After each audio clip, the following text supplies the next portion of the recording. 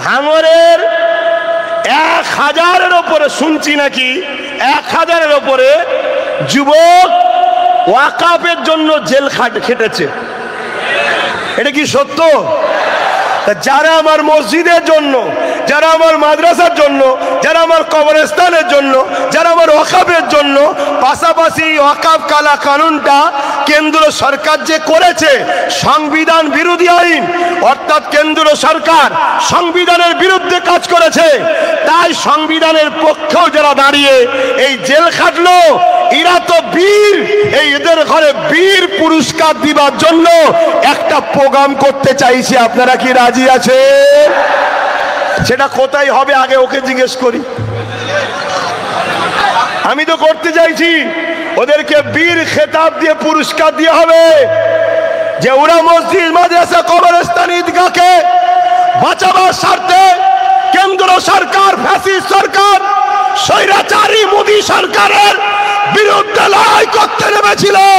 কিন্তু আমার রাজ্যের অপদার্থ কেন্দ্রের সরকারের দরদি সরকার, তারা প্রশাসন দিয়ে ওই ছেলেগুলোকে নাকি মিথ্যা কেস দিয়ে ভরে দিয়েছে, তারা আজকে নাকি জামিন হয়েছে। তাই সেই যুবকগুলোকে বীরের খ্যাত দেওয়া দরকার, যে 10 বছর ধরে ওয়াকাফ নিয়ে আমি আন্দোলন করছি, আমাকে এখনো খোদা জেলে দিল না, অত বড় বীরত্ব সম্মান আমি পেলাম না, তোরা যেটা পেয়েছিস, তাই তোদেরকে একটু ফুলের মালা আমি পরিয়ে দিই, তাতে 1000 ছেলেকে পড়াবো আমি মালা।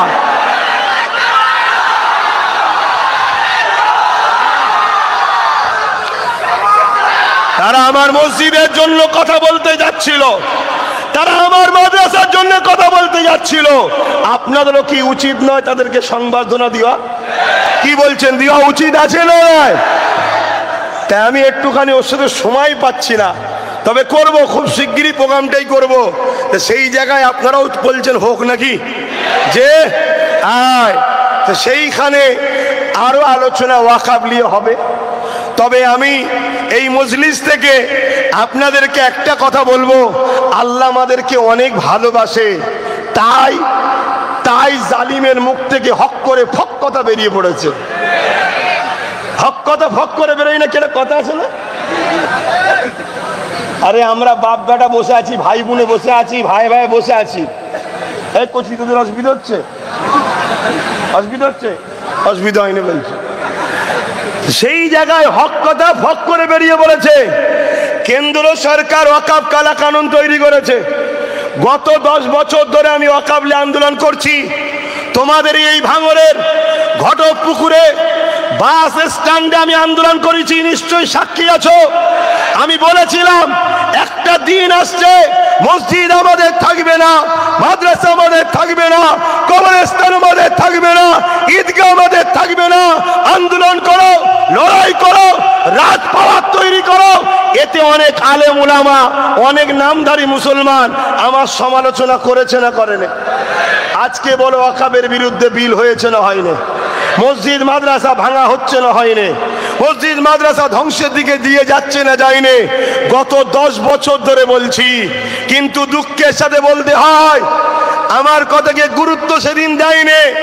এরপরে এখনো সময় আছে, কেটে গেলেও একটু হলেও কিন্তু জুড়ে আছে। সুপ্রিম কোর্টে কেস চলছে, কিন্তু সুপ্রিম কোর্টে কেস চলছে বলে চুপ থাকলে হবে না। কিছু মুনাফেক বলবে, কিছু গাদ্দার বলবে আরে কেস চলছে এখন চুপ থাকো। আরে বাবরি মসজিদেরও তো কেস চলছিল, চুপ ছিল বলেই তো সংবিধান বিরোধী রায় হয়ে গেল।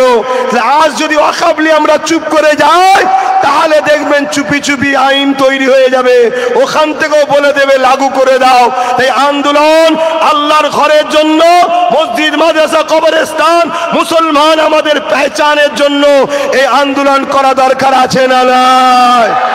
কিন্তু দুঃখের সাথে বলতে হয় আন্দোলনটা হবে কেন্দ্র সরকারের বিরুদ্ধে। আন্দোলনটা হবে, জোরে বলুন, কেন্দ্র সরকার কালা কানুন তৈরি করেছে। কেন্দ্র সরকার মসজিদ মাদ্রাসা কবরস্থানের বিরুদ্ধে আইন করেছে। তাই কেন্দ্র সরকারের বিরুদ্ধে লড়াই হবে। কিন্তু হঠাৎ করে দেখি আমার রাজ্য সরকার দরদ দেখিয়ে নাক গলিয়ে দিয়েছে, যেখানে হবে না, এখানে হবে না। আমি জানতে চাইছি, এ বাংলা কি ভারতবর্ষের অঙ্গ নয়? এ বাংলা কি কারো বাবা কালী সম্পত্তি নাকি, যেখানে মসজিদের জন্য বলা যাবে না, এখানে মাদ্রাসার জন্য বলা যাবে না, এখানে কবরস্থানের জন্য বলা যাবে না, এখানে আমরা আমাদের কথা বলতে পারবো না? এ কথা বলা যাবে না। যে বলছে সে ঠিক বলছে না ভুল বলছে? জোরে বলুন। এবারে চলে আসুন, প্রথম ধর্মীয় মাহফিল তো শরিয়াতের একটা মশলা আপনাদের শোনায়, আর এই মশলা আপনারা নোট করছেন সবাই। মুফতি মৌলানা আলেমদের ঘরে দেবেন, কারো যদি দম থাকে ফতোয়াটা কেটে দিতে বলবেন, দালালগুলোকে চিনবো। তাহলে ফতোয়া কি? রসুল বলছে অন্যায় দেখলে হাত দিয়ে রাখো, অন্যায় দেখলে হাত দিয়ে রাখো। যদি হাতে ক্ষমতা না থাকে মুখ দিয়ে রাখো, মুখে যদি ক্ষমতা না থাকে অন্তর থেকে ঘৃণা করে দূরে সরে যাও। কেন্দ্র সরকার সংবিধান বিরোধী ওয়াকফ কালা কানুন তৈরি করেছে, এটা নাই করেছে না অন্যায় করেছে? তাহলে রাসূলুল্লাহর হাদিস অনুযায়ী এই কালা কানুনের বিরুদ্ধে হাত দিয়ে লড়াই করতে হবে। যদি হাতে ক্ষমতা না থাকে মুখ দিয়ে প্রতিবাদ করতে হবে। যদি মুখে ক্ষমতা না থাকে অন্তর থেকে ঘৃণা করতে হবে। যদি এই তিনটের মধ্যে কোনোটা না থাকে রাসূলের হাদিস অনুযায়ী তার মধ্যে ঈমান থাকবে না। সারাসার কথা। দ্বিতীয় নম্বর কথা, কেন্দ্র সরকারের ওই কালা কানুনের বিরুদ্ধে পশ্চিম বাংলাতে আন্দোলন করা যাবে না। যদি কেউ পশ্চিম বাংলায় আন্দোলন করে, গুলোগুলি করে, সব থেকে বড় দুশ্মন আমি হব। রাজ্য সরকার এমনটা কথা বলেছে না বলেনি? এই কথাটা নাই বলেছে না অন্যায়? জোরে বল নাই না অন্যায়? অন্যায়ের বিরুদ্ধে হাত দিয়ে লড়তে হবে। রাজ্য সরকারের এই কথার বিরুদ্ধে হাত দিয়ে লড়াই করতে হবে। যদি হাতে ক্ষমতা না থাকে রাজ্য সরকার এই অন্যায়ের বিরুদ্ধে মুখ দিয়ে প্রতিবাদ করতে হবে।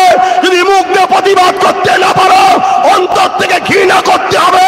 এই তিনটের মধ্যে কোনোটা যদি না থাকে রাসূলুল্লাহর হাদিস অনুযায়ী তার মধ্যে ঈমান নাই, ঈমান নাই, ঈমান নাই।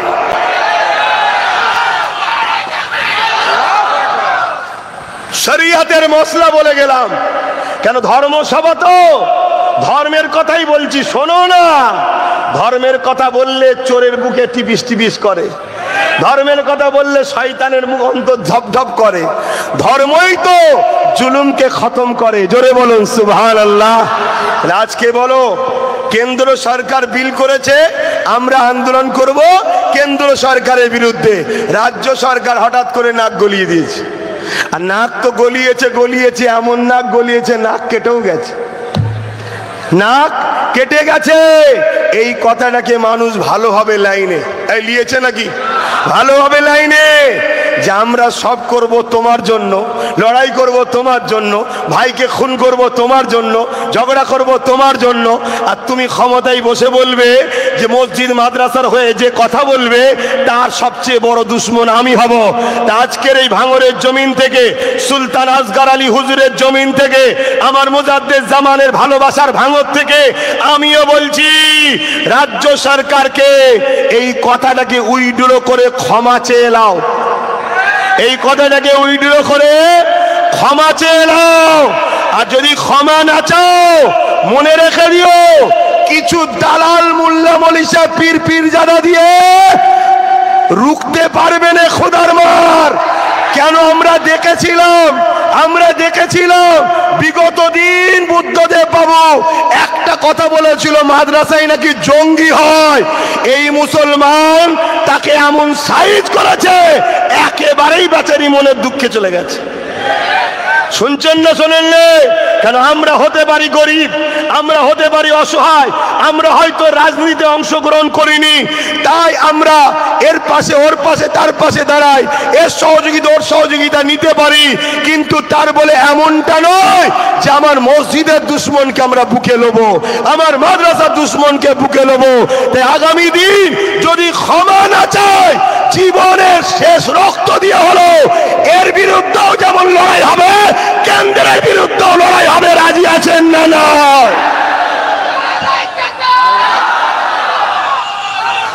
ভাইয়েরা আমার, কেন এটা আমার মসজিদের সওয়াল, এটা আমার মাদ্রাসার ব্যাপার, এটা আমার কবরস্থানের ব্যাপার, এটা আমার খানকার ব্যাপার, এটা আমার দ্বীনের ব্যাপার। আর মুনাফিক গুলোকে চেনেন, মুনাফিক গুলোকে চেনেন। এই জাতির সব থেকে বড় ক্ষতি করেছে কে জানেন? একদল নামধারী মাথায় টুপিওয়ালা মুনাফিক মুসলমানরা আমাদেরকে ক্ষতি করেছে। দ্বিতীয় নম্বর হলো কারা? একদল নামধারী মুনাফিক মুসলমান রাজনীতির নেতারা আমাদেরকে শেষ করেছে।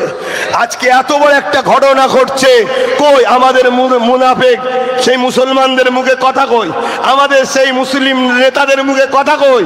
কই কথা আছে? এই কথা বলুন, কথা আছে? আজ ভাঙড়ের মানুষকে এই কথাকে সামনে রেখে বলে যাচ্ছি, গত 10 বছর আগে বলেছিলাম ওয়াকফ যাচ্ছে, গেছে না যায়নি? গেছে না যায়নি? কিন্তু আজ যদি তোমরা আমার কথাকে বিশ্বাস না করো, আগামী দিন হারে হারে বুঝে নেবে। কি ভাঙড়বাসী শোনো, তোমাদেরকে টার্গেট বহুত দিন থেকে, তোমাদের বুকের ওপর দিয়ে কেটে কেটে খাল হয়, তোমাদেরই বুকের ওপর দিয়ে সবকিছু করার শখ যায়। কেন? তোমরা কারো মুখাপেক্ষী নয়, খাটো, আর তোমাদের জমিন ফসল এত দেয় অন্য জায়গা দেয় না। তোমাদের ফসলের খাদ্য পুরো কলকাতা খেয়ে বেঁচে আছে, তাই এদের ভয় হয় ভাঙড়বাসীরই কখনো দাম বেরিয়ে দেয়, কলকাতার ভিআইপিরা না খেয়ে মরে যাবে। এজন্য ভাঙড়কে প্রচুর টার্গেট আছে, সেই টার্গেটের একটা টার্গেট বলে যাচ্ছি, তোমাদের ওপরে লক্ষ্য হলো এয়ারপোর্টের নামে জমি অধিগ্রহণ করে তোমাদেরকে উচ্ছেদ করার পরিকল্পনা চলছে। আজ এ কথা মিলিয়ে নেবে, রেকর্ড হচ্ছে। যেদিন জমি চলে যাবে, এ ঘর ভাঙবে, বাড়ি ভাঙবে, বাচ্চাদের নিয়ে মায়েদের নিয়ে থাকবে কোথায়? বুলেটের গুলি খেতে হবে, লাঠি খেতে হবে, মার খেতে হবে। ওতে মরতে যখন 2 দিন পরেই হবে, আজকে মরবো যাতে করে কোনোদিন ভাঙড়ে কেউ জমি নিবার স্বপ্ন না নেয়। এর জন্য লড়াইয়ের দরকার আছে না নাই? জোরে বল, লড়াইয়ের দরকার আছে না নাই? তাই বলে গেলাম, যেমন ওয়াকফ নিয়ে বলেছিলাম, মানুষ আমার কথা সাথ দেয়নি। মনে রাখবেন, মানুষটা ছোট হতে পারি বয়সে, কিছু জিনিস আল্লাহর পক্ষ থেকে সাহায্য পায়, আলহামদুলিল্লাহ। এটা পীরের মাশায়েখদের দোয়া। তাই সেদিনও বলেছিলাম যা, আজও তাই ঘটছে, আজও বলে যাচ্ছি, আগামী দিন তাই ঘটবে। তো যাক, সময় যখন আসবে আরো আলোচনা হবে। আমি ওয়াকফ নিয়ে যেটা বলছিলাম, কি ওয়াকফ নিয়ে বলা যাবে না? যাবে না? ওয়াকফ তোমার ধর্ম, ওয়াকফ তোমার ধর্মের একটা পাঠ। তাহলে বলুন, সেই ওয়াকফ নিয়ে প্রত্যেকটা ইমাম, প্রত্যেকটা আলেম, প্রত্যেকটা পীর পীরজাদা 5 মিনিট হলেও আলোচনার দরকার আছে না নাই? প্রতিটা মসজিদের ইমামদের অনুরোধ করছি, 2 লাইন হলেও বলুন ওয়াকফ নিয়ে প্রতি জুম্মায়। ঘুমিয়ে পড়লে হবে না, ঘুমোলে বাবরির মতো চলে যাবে। আর প্রতিটা আলেম উলামা যারা মাইক পান, জলসা করেন, 5 মিনিট হলো ওয়াকফ নিয়ে জাতিকে সজাগ করুন। যত আন্দোলন বাড়বে, দিল্লিতে তার প্রভাব বাড়বে। যত আন্দোলন বাড়বে, দিল্লিতে তার চাপ বাড়বে।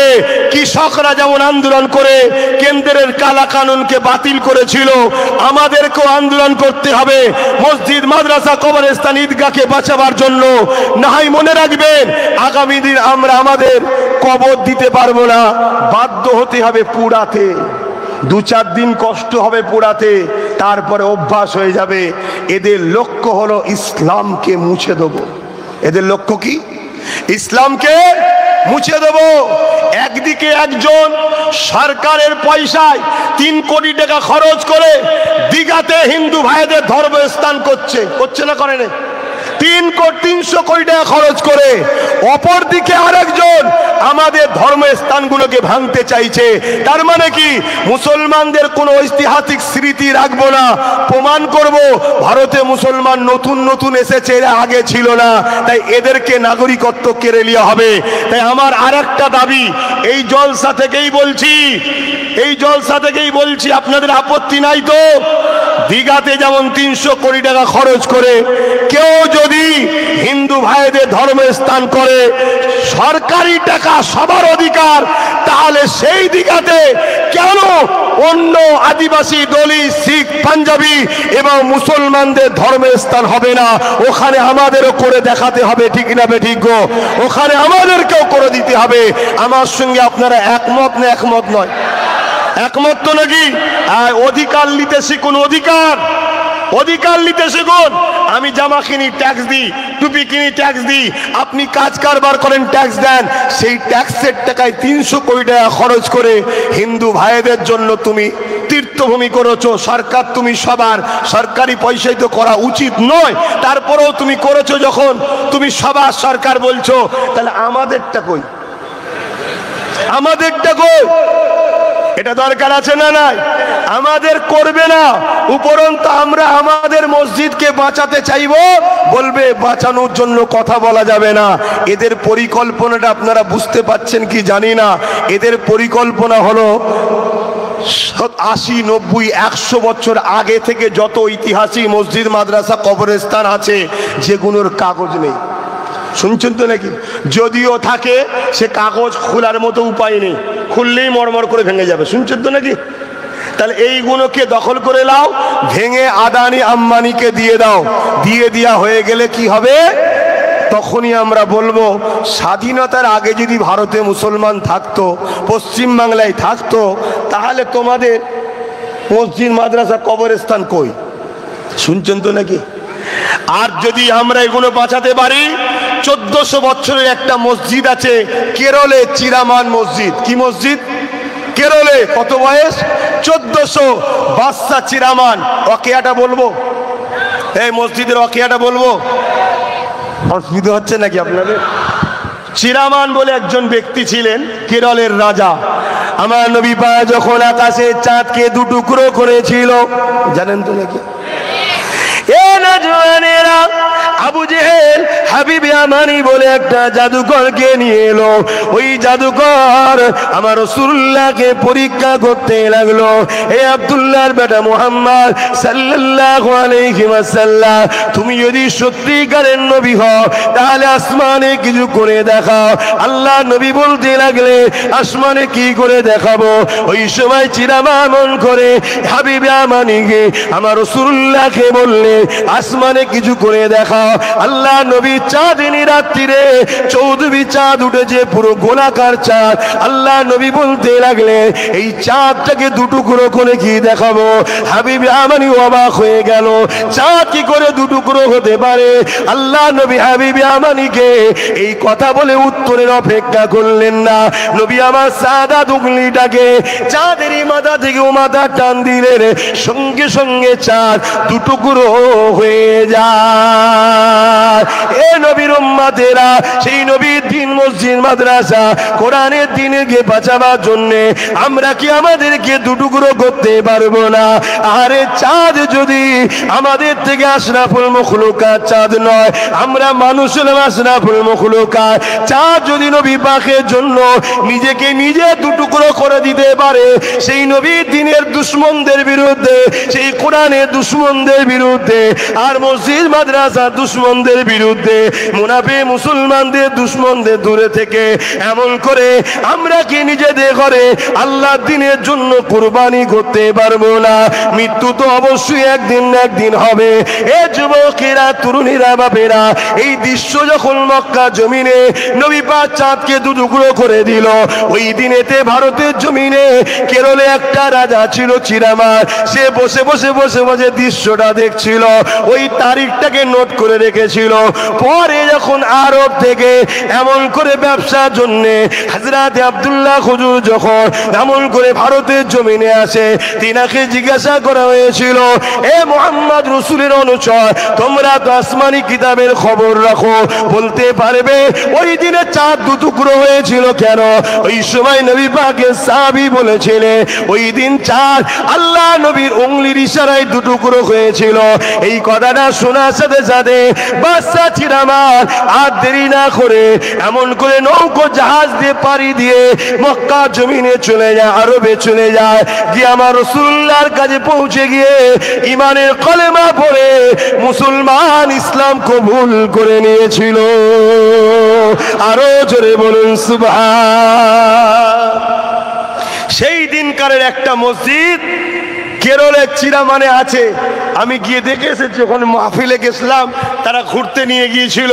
সেই মসজিদ 1450 বছর আগেকারের মসজিদ দাঁড়িয়ে আছে, ওইগুলো টার্গেট।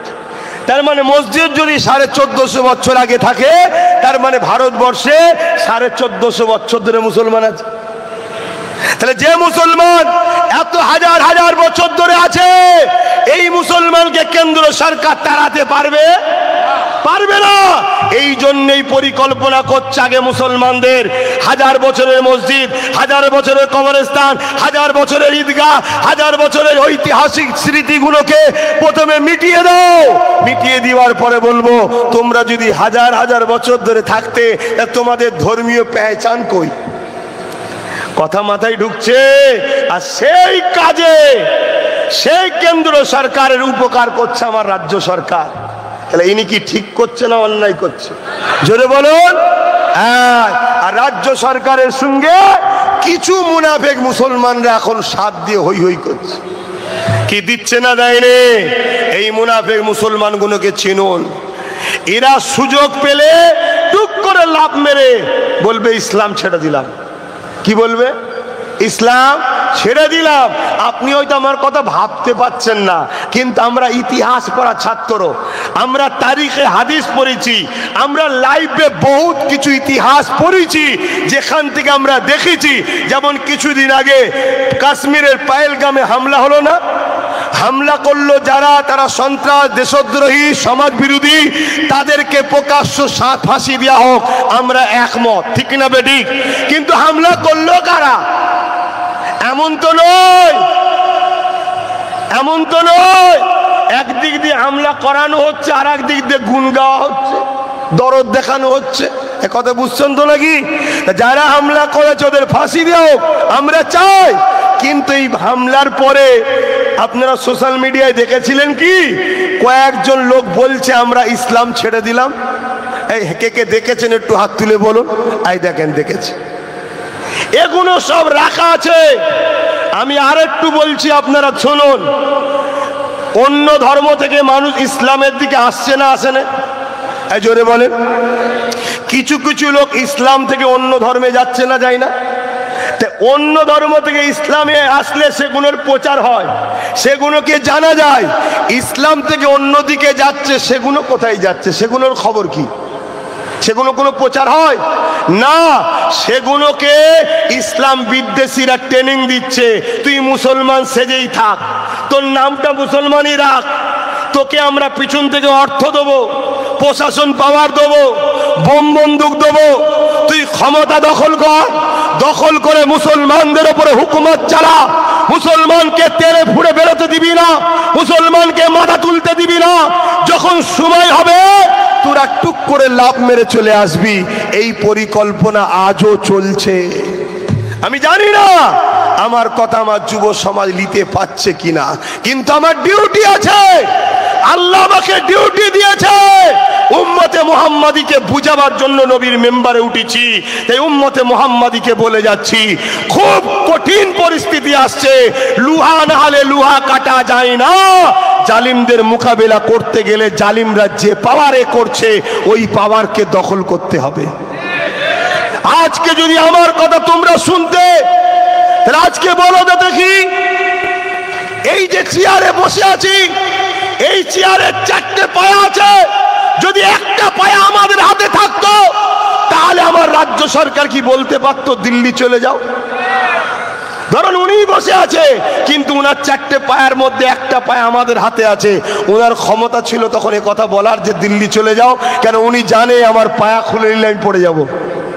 তাই মুসলমান, খুব চিন্তা ভাবনা করো। যত কষ্টই হোক, যতই ত্যাগ স্বীকার করতে হোক, যত যা কিছু দিতে হয় দাও, যা কিছু নিতে হয় নাও। এই বাচ্চাদের ভবিষ্যতের স্বার্থে, এদের ভবিষ্যতের স্বার্থে নিজেদের ঘরে মজবুত হতে হবে। 50, 60, 70টা লাঠি তৈরি করতে হবে কুকুর মারার জন্য, নাই আগামী দিন বাঁচতে দেবে না এরা। তোমাদেরকে বারবার বলে যাচ্ছি, আমি আব্বাস সিদ্দিকী আমাকে নিয়ে বলছি না, এই যে আমাকে প্রায় কয়েকশো মোটরসাইকেল তকবীর দিয়ে ইস্তেকবাল করতে করতে নিয়ে আসছে, এরা গেলে আমার টেনশন বেশি বেড়ে যায়। কারণ এরা কখন যে কার সঙ্গে তর্ক লেগে যাবে আমি পেরেশানে পড়ে যাব। আমি একা থাকলে আমার বড় শান্তিতে থাকি, কারণ আমার সঙ্গে যে তর্ক করবে আমি তার সাথে করব। আমি এতটুকু জানি, কেউ যদি দুনিয়ার কোনো বেঈমানের পিছনে ঘুরলে, বেঈমান অত্যাচারী যদি তাকে মনে করে যে আমার সেফটির জন্য কিছু দিয়ে রেখেছে, তাহলে আমি তো আমার আল্লাহর দ্বীনের জন্য ঘুরছি। আমার বিশ্বাস, আমার আল্লাহ আমার জন্য ফারিস্তা নিযুক্ত করে রেখেছে। অতএব এখন দোয়া হবে। কথা এসে গেছে যখন বললাম, যারা আমার সঙ্গে এসেছিলে মোটরসাইকেলে, যে যার মতো ঘরে যাবে, আমার সঙ্গে যাবে না। তোমরা গেলে আমি বেশি টেনশনে থাকি ভাই। শুনছেন না শোনেন নে? আমি বেশি টেনশনে থাকি। দোয়া করবো না বাদ দিয়ে দেবো? এ মাহফিলটা হলো খুশি না বেজার গো? কিছু কথা বললাম ওয়াকাবলি বলার জন্য কারো কোনো আপত্তি হলো নাকি? এই ওয়াকাবলি আপত্তি হলো? আর মুমিনকে মুনাফিককে চিনাবার জন্য কয়েকটা কথা বললাম, আপত্তি হলো?